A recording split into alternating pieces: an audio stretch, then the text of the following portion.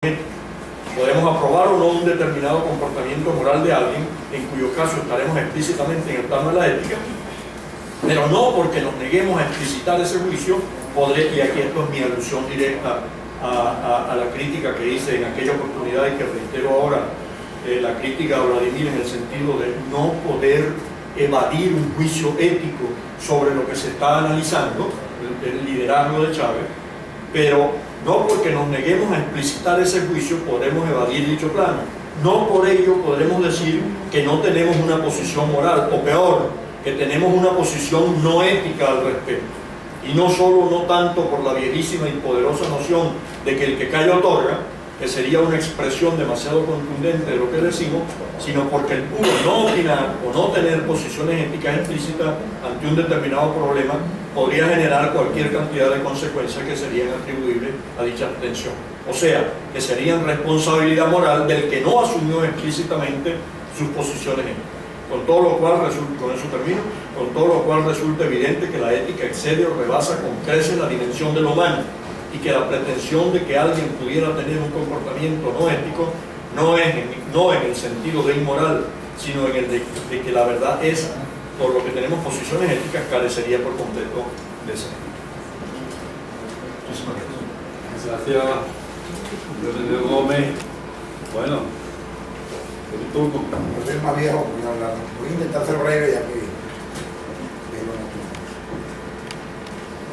realmente es una tesis difícil.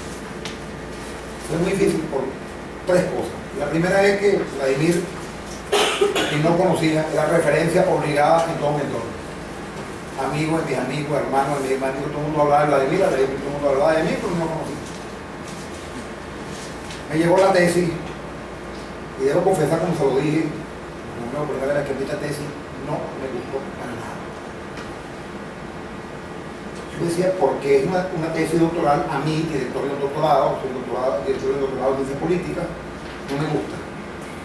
La primera explicación fue que era una tesis que estaba realizando un problema eminentemente político con instrumentos que no eran de la ciencia política.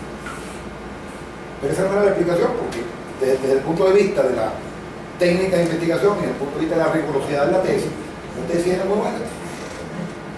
Entonces, ¿por qué no me gusta esta tesis? Hasta que llegué a la razón. La razón es porque es muy difícil, o a mí se me hizo muy difícil 20 años después, y esta tesis me lo recordó, que yo había sido actor de esto, que yo tuve que ver con esto. A los que no lo saben, yo soy uno de los líderes del 4 de febrero. Disidente, pero uno de los líderes del 4 de febrero. Y esto a mí me rompió el alma. Es decir, ¿cómo llegamos a esto? ¿Cómo permitimos que esto pasara?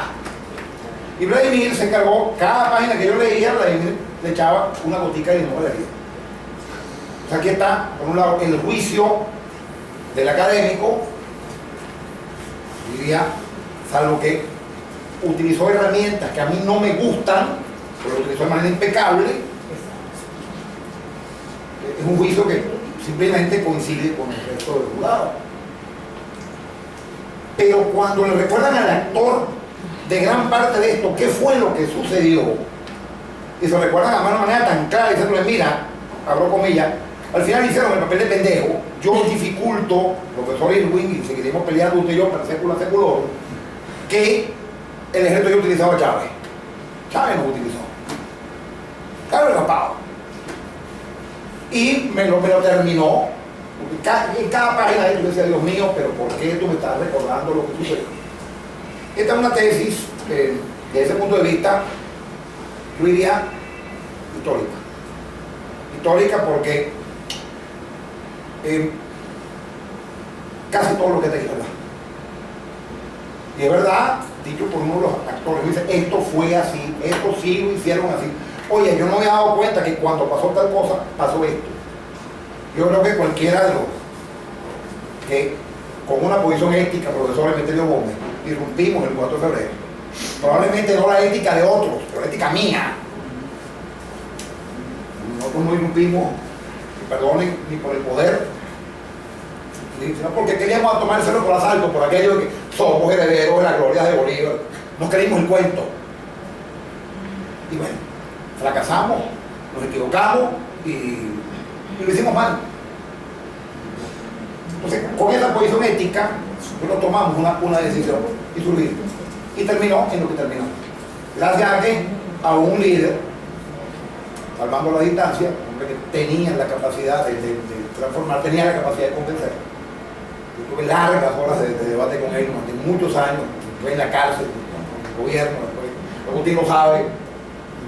Yo soy parte de los testimonios Agustín sabe todas las veces por lo que hemos hablado sobre esto.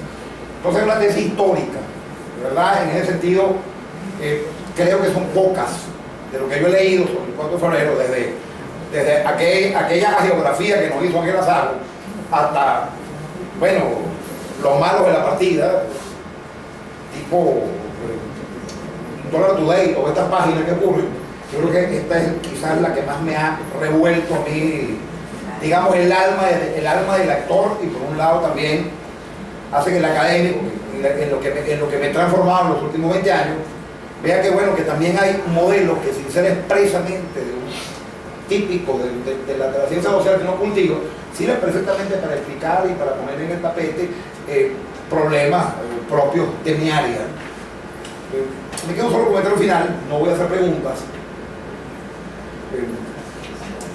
Y es que me costó en las entrevistas, fue lo más duro para mí, reconocer a algunos actores. Y esto sí lo digo Vladimir, porque, por ejemplo, el general Nelson Ramírez, su entrevista, la mitad de lo que dice mentira.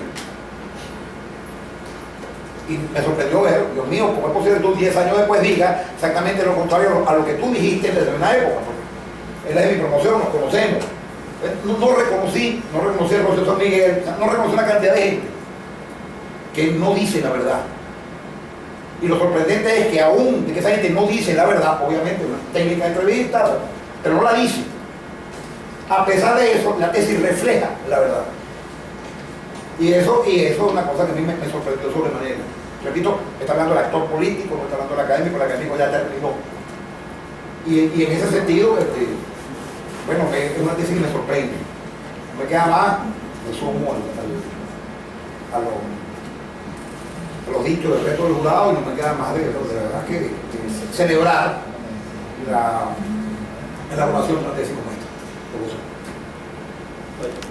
Bueno, para la línea de historia actual que me honran dirigir, realmente lo que ustedes han señalado, han aportado, son elementos para nosotros valiosos en cuanto a lo que significa la revisión de lo que estamos actuando, tanto en la labor práctica como en la labor de la simplificación histórica, metodológica, ideológica, humana.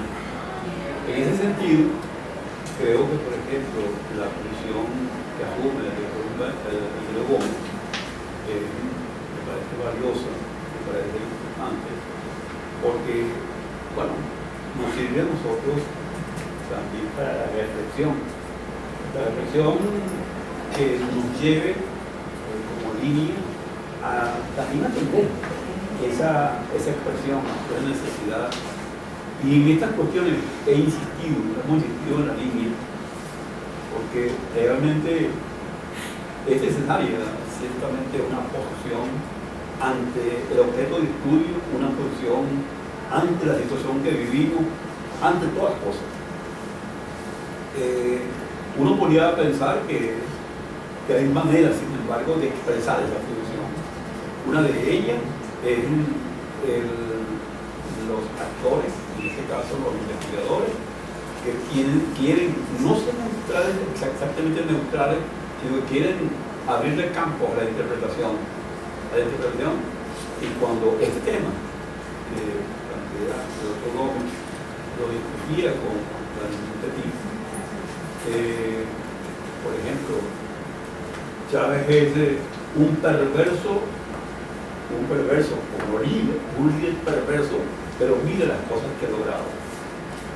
Bueno, la perversión es uno de los atributos que puede adquirir un líder. Ahora, los objetivos que logró, a lo mejor son independientes de lo que podía ser el objetivo que pensaba tanto ese líder como lo que aspiraban sus seguidores. En todo caso, creo que para nosotros como línea es importante todo lo que ha actuado, lo recogemos como tal, además porque lo recoja, yo seguro que lo recogerá también el doctorando, lo recogerá y bueno, por nuestra parte, de la línea, estamos muy agradecidos tanto por el trabajo que ustedes han realizado como por los aportes formulados. Vamos a la última parte, que es que el doctorando responda a las cuestiones planteadas. Mil gracias a todos. Doctor Wexner, mil gracias por su expresión. El tema me convoca a continuar. Yo pensé de verdad cuando terminé de escribir que hasta ahí iba a llegar. Resulta que realmente hay cosas que pueden seguir. Y aquí han surgido algunos temas en los cuales me sentiría cómodo trabajando. Cuando terminé de escribir pensé que el único libro que seguramente no me iba a negar a escribir era, o los dos únicos libros que no me iba a negar a escribir era Habla ABM, que como él recoge a todo el mundo con lo que habla, pero a él no lo recoge con lo que habla, entonces me tocará a mí entrevistarlo a él. Entonces el testimonio violento, el único testimonio violento no escrito por él será el mío, ¿no? Quizás eso, y un segundo libro que ahora hablaré sobre él, que surgió del debate con Emeterio. Ahora, doctor Wexner, innegablemente el tema me convoca a continuar y mil gracias por invitarme a hacerlo. La influencia social chavista es un tema que me atrae muchísimo. No sabía, pero la referencia del doctor Irwin de que hay alguien ya en eso, a un nivel en el cual se puede colaborar, quizás me ayude a insertarme. Algo que descubrí con el doctor Irwin es que este señor sabe de referencia de gente que está en unas cosas, pero estudiando y las tiene en la cabeza y las documenta todo el tiempo, y le agradezco la referencia para ver si me pudiese insertar en eso. Y le quiero contar algo, doctor Wexner. No incluir lo de Esteban Rey, cosa que perfectamente podría hacerlo, porque el debate era, el tema era sobre la doctrina de la seguridad nacional en su relación con el ejército, y Luis Esteban Rey estaba en orden, habló del tema. El que no habló del tema y estaba fuera de orden fue José Vicente Rangel, que además terminó, o la cita no la puse completa, diciendo ahí que en Venezuela no había ninguna política de poder que no pasara por el ejército, coma, y por el manejo y el control estratégico del petróleo. Y arrancó a decir que el socialismo tenía que ser enseñado en la academia militar y tal y todo lo otro, y nadie lo llamaba al orden. Entonces Esteban Rey sí se respiró lo que tenía que referirse, que es que la doctrina de la seguridad nacional no debía ser aceptada en Venezuela, que él no veía porque los militares tenían que discutir eso, y que él partía del principio que los militares lo que tenían que ser eran altos profesionales. Fíjense, él estaba en orden. El que no estaba en el punto de orden, y no fue llamado al orden, fue José Vicente. Así que, para su información y para que voy a trabajar sobre eso, y puede tener mi seguridad, puede tener mi palabra de que voy a seguir en el asunto. Doctor Irwin, ¿sabe que la pregunta que usted hizo, la primera, Chávez utilizó el ejército utilizó a Chávez, es una pregunta que me hizo un gran amigo. La misma pregunta, me la hizo un gran amigo americano. Yo le dije, mira, mi primera aproximación es que Chávez sabiamente utilizó el ejército.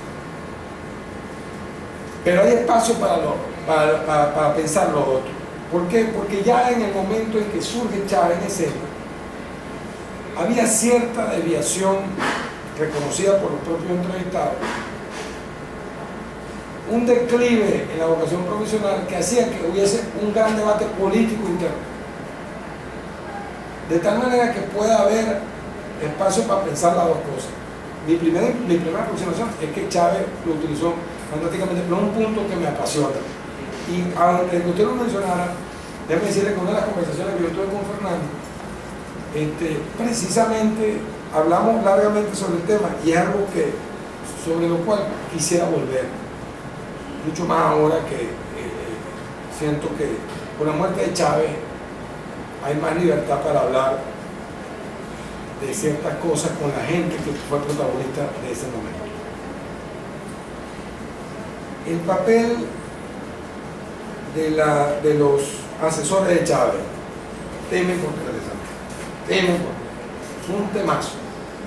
Fíjese, General Müller Roa es uno de los tipos que mejor escribió sobre la política militar de Betancur. De hecho, yo lo reflejo ahí, y entonces pasó hombre de nosotros dos. General Müller Roa, en una jornada que se hicieron en honor a Betancur, hace una apología de cómo Betancur había manejado el asunto, particularmente el ejército.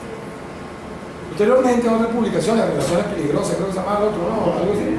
Él hace, ya ahí se deslinda un poco el asunto, pero Müller tuvo un momento de vigencia. Jacinto Peralta, digamos que fue el que más permanencia tuvo. Pero hay otro asesor, no evidente, que tendría que ser traído a colación, que es Fidel Castro.